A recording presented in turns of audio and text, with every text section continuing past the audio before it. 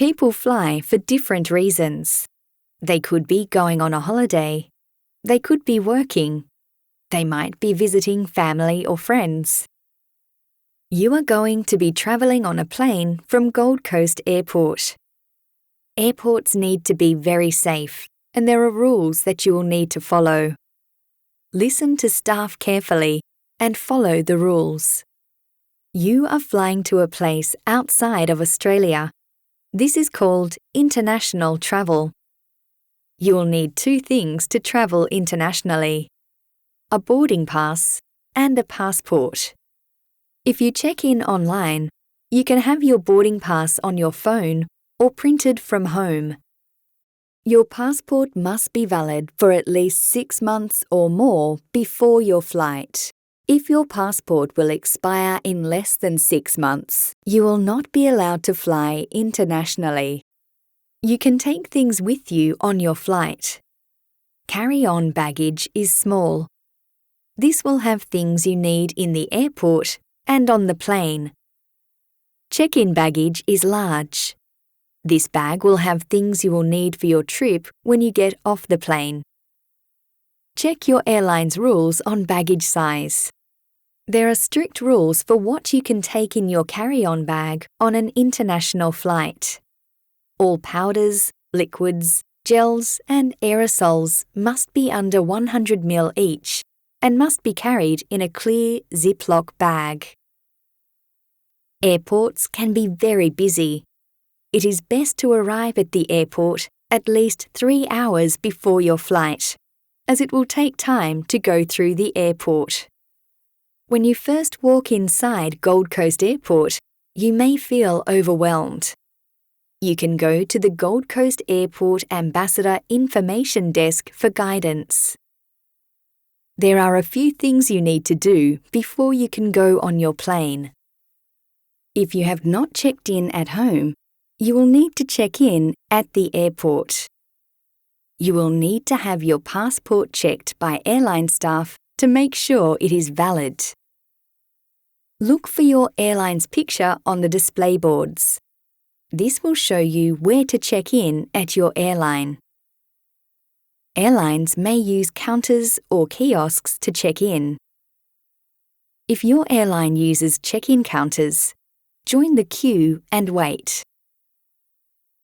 If you use a kiosk, you will need your booking details.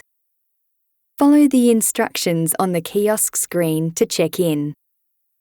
You will be able to print off your boarding pass and tags for your check-in bags. If you need help, you can talk to airline staff, airline counter staff, and ambassadors. If you have a large check-in bag, you will need to go to your airline's bag drop. Attach your tags to your bag and place it onto the conveyor belt. The conveyor belt will deliver your bags to your plane. You can pick up your bags after the flight. You will then need to go through security screening.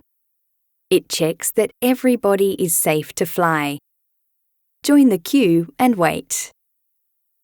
If you need extra time or support through the security screening, you can use the lane marked with a blue sunflower icon. The security officers will tell you if something is not allowed on the plane. You must leave the item at security screening. You will then be asked to take off some items. Place your belongings in a tray and walk through the scanner by yourself. After you have been scanned, you can collect your belongings. There might be beeping sounds when going through screening. This is okay and normal. Listen to the security staff. They will tell you what to do. You may have to go through the screening point more than once. Sometimes, you may have to do another check. The security staff will use a handheld wand with a pad to touch your clothes and shoes. This is safe and normal. You might be asked to open your bag. They will touch your bag with their wand. The pad is then put into a machine and tested. This security check is quick. You may be asked to go through a body scanner. This will scan your whole body. It is a quick and normal check. Listen carefully to instructions from the security staff. After security screening, you will also need to go through international travel security screening. This is separate from the first security screening. Everyone travelling on an international flight must do this. Make your way left of security. If the gate numbers are increasing, you are going the correct way. You will enter an area with a staircase, elevators, and escalators. Make your way up to the first floor.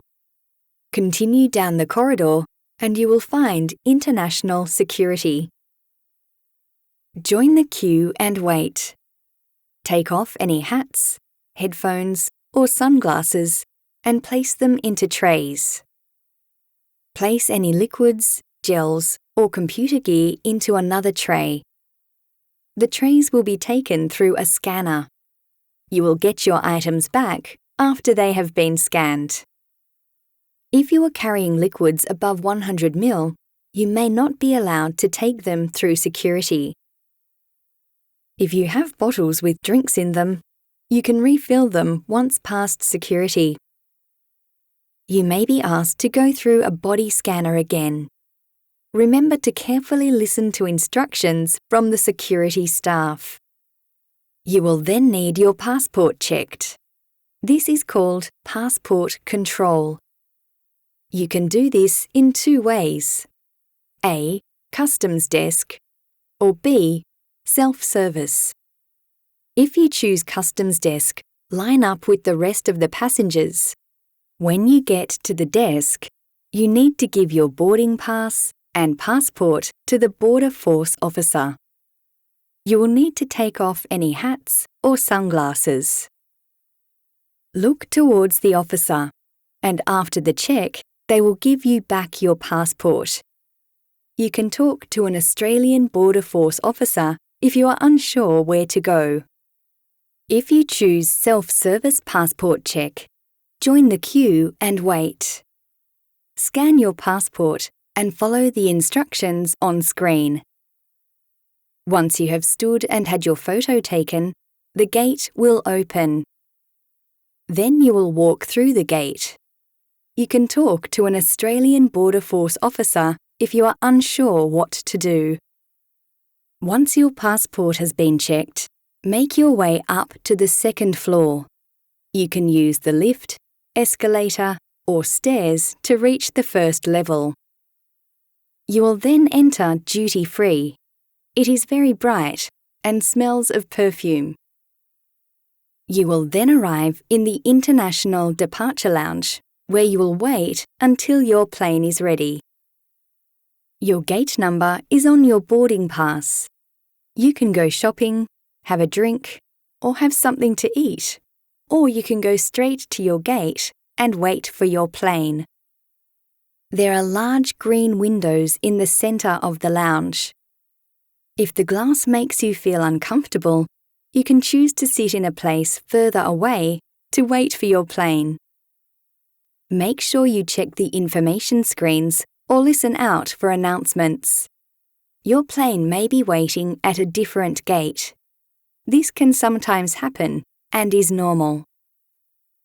If the lounge is too noisy, you can use a dual-purpose multi-faith quiet room to rest, which is located near the bathrooms. Sit in the departure lounge until your flight is called for boarding. Go to your gate. Tell the airline staff if you need help getting on the plane. The airline staff will tell you when you can board the plane. Join the queue and wait. When you meet the airline staff, show them your boarding pass and they will scan it.